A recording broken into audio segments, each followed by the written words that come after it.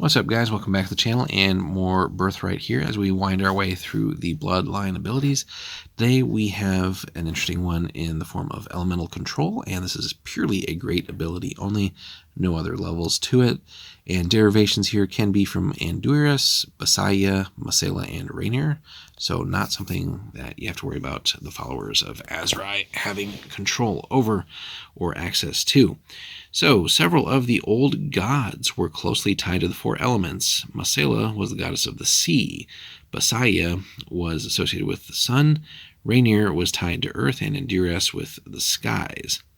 A few rare scions of these lines also then inherited their progenitors' powers over those elements.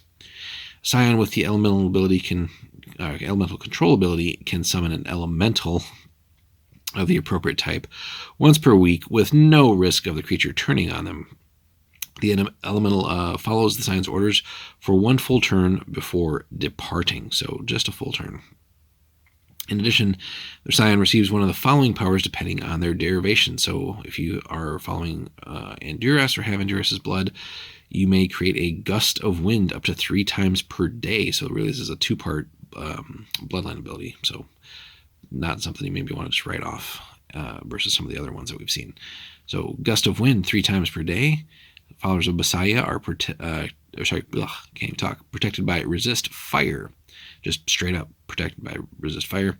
Scions of Rainier may meld into stone or pass wall once per day. Another huge ability. Rainier, I think sometimes with if you're running a thief, that could be pretty interesting too, with some of the just various combinations of powers and stuff. And then Scions of Masela may water walk for up to 3 full turns per day. So really a cool set of abilities here.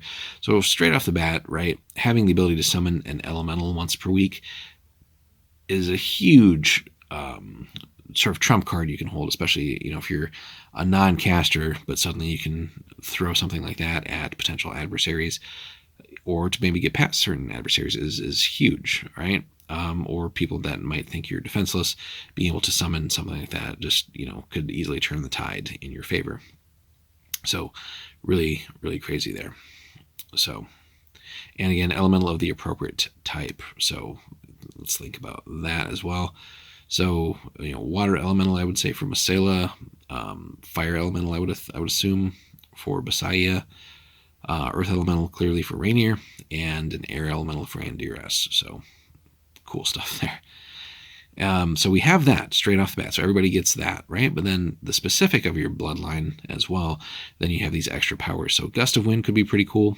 Certainly just having straight up resist fire is obviously, has a lot of obvious bonuses to it, and can get you around some sticky situations there as well.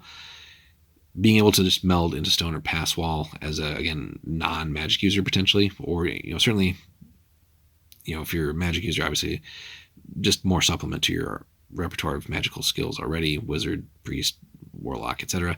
But again, for the fighter types out there, the combat types, having some of these potential abilities is just really a game changer and lets them do unexpected things. So that being said, again, NPCs you encounter having access to stuff like that really could throw players for a loop if they're not sure where or why something is happening related to this power too.